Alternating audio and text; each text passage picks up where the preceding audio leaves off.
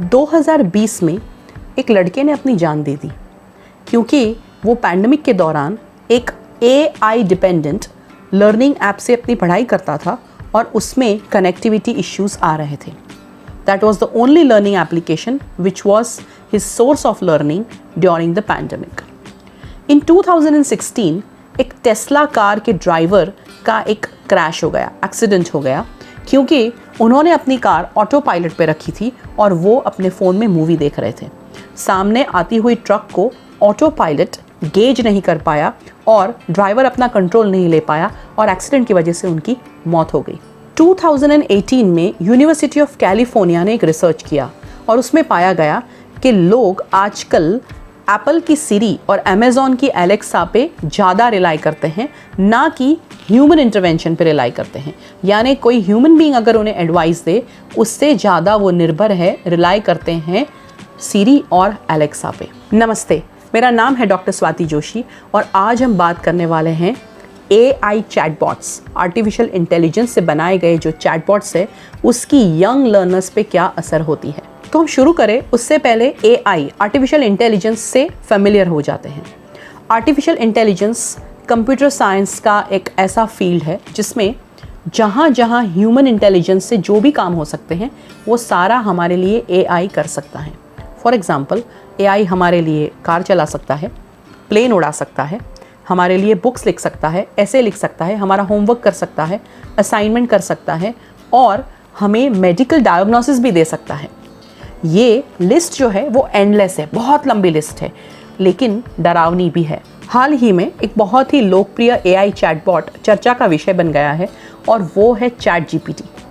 ChatGPT की मदद से हमारे बच्चे उनका होमवर्क करवा सकते हैं, उनका असाइनमेंट करवा सकते हैं और क्या कुछ नहीं कर सकते.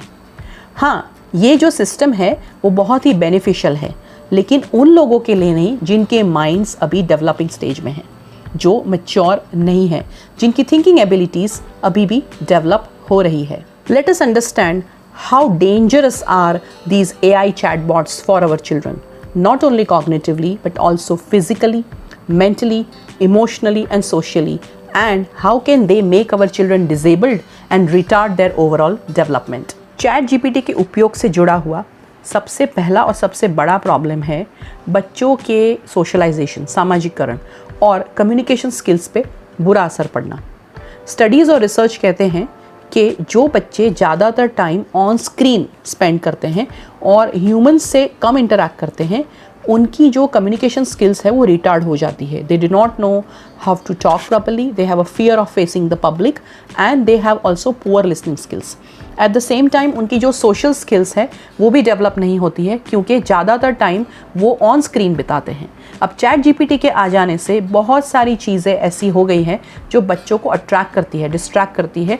इसलिए बच्चों का स्क्रीन टाइम बढ़ जाने से ह्यूमन इंटरेक्शन कम हो जाता है and definitely their social skills and communication skills will be retarded. The second issue is risk of inappropriate content. जब बच्चे ChatGPT का इस्तेमाल करते हैं तो उनके सामने ऐसी बहुत सारी वेबसाइट्स, ऐसा बहुत सारा कंटेंट आता है जो उनके लिए सही नहीं है. We really don't know as parents and as teachers that हमारे बच्चे क्या पढ़ रहे हैं, वो पढ़ के कौन सी वेबसाइट पे जा रहे हैं, क्या देख रहे हैं और इसका उनके मन पे कितना बुरा असर पड़ रहा है. So the sources of information will become multiple, will become huge and will become out of control if ChatGPT use is too much. The third issue is dependence on technology. अगर हमारे बच्चे ChatGPT जैसे AI chatbots से अपना काम करते हैं या करवाते हैं, इट मीन्स वो खुद अपना काम नहीं कर सकते. यानी जब भी ये चैटबॉट काम नहीं करेगा या फिर अवेलेबल नहीं होगा इजीली, तो हमारे बच्चे हैंडीकैप हो जाएंगे, डिसेबल्ड हो जाएंगे, क्योंकि इसके बिना वो अपना जीवन सोच ही नहीं सकेंगे. Another major issue with such AI chatbots is that our children will stop thinking completely. जब हम कोई भी चीज़ को एम्बार्क करते हैं, कोई नया कॉन्सेप्ट या कोई नई चीज़ जब हमारे सामने आती है तो हम उस इंफॉर्मेशन को असिमुलेट करते हैं, अकोमोडेट करते हैं, उसे सिंथेसाइज करते हैं, एनालाइज करते हैं और ये सब केपेबल है हमारा ब्रेन करने के लिए. लेकिन जब आर्टिफिशियल इंटेलिजेंस हमारे बच्चों के लिए ये सब करके देगा, वो भी तब जब उनके ब्रेन्स डेवलपिंग स्टेज में है. इट मीन्स हमारे बच्चों की thinking abilities, thinking capacities develop होने से पहले ही मर जाएगी। अगर बच्चे ज़्यादा चैट जीपीटी का या फिर ऐसे AI चैटबॉट्स का इस्तेमाल करेंगे, I feel that their thinking abilities are going to not develop, or if they have even developed little bit, they will die down completely. One more problem is lack of creativity, lack of problem solving and decision making. जब हम सोचते हैं तो हम सभी angle से, सभी तरफ से सोचने की एक क्षमता धीरे धीरे डेवलप करते हैं. It is on the basis of the experiences that we get in our life. अगर हम एक्सपीरियंसेस नहीं लेंगे, स्क्रीन के सामने अगर हमारे बच्चे बैठे रहेंगे, तो उनकी क्रिएटिव थिंकिंग एबिलिटी कभी भी डेवलप नहीं होगी. इसकी वजह से वो कभी भी कोई भी प्रकार का प्रॉब्लम सॉल्व करने के लिए केपेबल नहीं बन सकते और इनकी डिसीजन मेकिंग एबिलिटीज़ भी डेवलप नहीं होगी. ये सब जो चीज़ें हैं, to be able to communicate properly, to be able to solve problems, minor major problems, taking decisions on small things in life, these are all life skills which ChatGPT or any other AI chatbot is robbing out of our children. Let us take an example. मान लो हमारा child कोई एक particular spot से अपनी school या college जाने के लिए रोज़ बस पकड़ता है और वो बस एक स्टॉप पे रुकती है, वहाँ से उसे दूसरी बस लेनी है और वो बस उसे स्कूल या यूनिवर्सिटी लेके जाएगी. ये बहुत ही सिंपल सा प्रोसेस है. ऊपर इंस्ट्रक्शन बोर्ड पे लिखा हुआ है कि ये नंबर की बस आने वाली है और बच्चा उसमें बैठ जाएगा.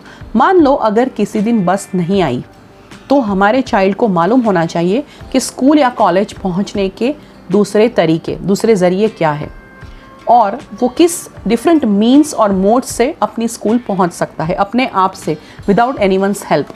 अगर ये सीवियर डिपेंडेंस आ गया on technology, then there is a chance that our child will become a robo and will not be a capable human being. The next issue is inaccurate or inappropriate information. What if the information provided by the chatbot is not correct? The example that we saw of medical diagnosis in the beginning. अगर medical diagnosis भी हमारे लिए ChatGPT करेगा, it is always dependent on the information जो हम feed करते हैं. So let us imagine that there is a diagnosis which is wrong. There is an information which is incorrect. क्या होगा हमारे बच्चे का, हमारे समाज का, अगर जो information हमें मिल रही है वो incorrect है और उसके बेसिस पे हमें कोई लाइफ का डिसीजन लेना है या फिर कोई मेडिसिन खानी है. How fair is it for our life? ये जो डिपेंडेंस और एडिक्शन है टेक्नोलॉजी का, ज़रूरी नहीं है कि सिर्फ ChatGPT से हो सकता है. बहुत सारे टेक्नोलॉजिकल गैजेट्स ऐसे हैं जिससे हमारे बच्चे डिपेंड हो सकते हैं, उनसे एडिक्ट हो सकते हैं. लेकिन जो ChatGPT की ईज़ है यूज़ करने की, कंफर्ट है, उसकी जो एक्सेसिबिलिटी है, वो हमारे बच्चों को ज़्यादा प्रोन है कि हमारे बच्चे उस पर डिपेंड हो जाए या फिर उससे एडिक्ट हो जाए. तो हम as parents and as mentors क्या कर सकते हैं ताकि हमारे बच्चों की थिंकिंग एबिलिटीज़ डेवलप हो? The best that we can do is to keep telling our children that we have our own brains and we have to use them. The more we use our brain, the more sharp our brain will become.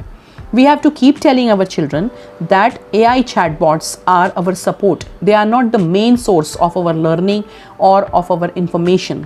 So we need to think and explore on our own. We need to experience life, experience people, situations, circumstances, and have first-hand experiences in order to learn something new and not completely rely upon the chatbot.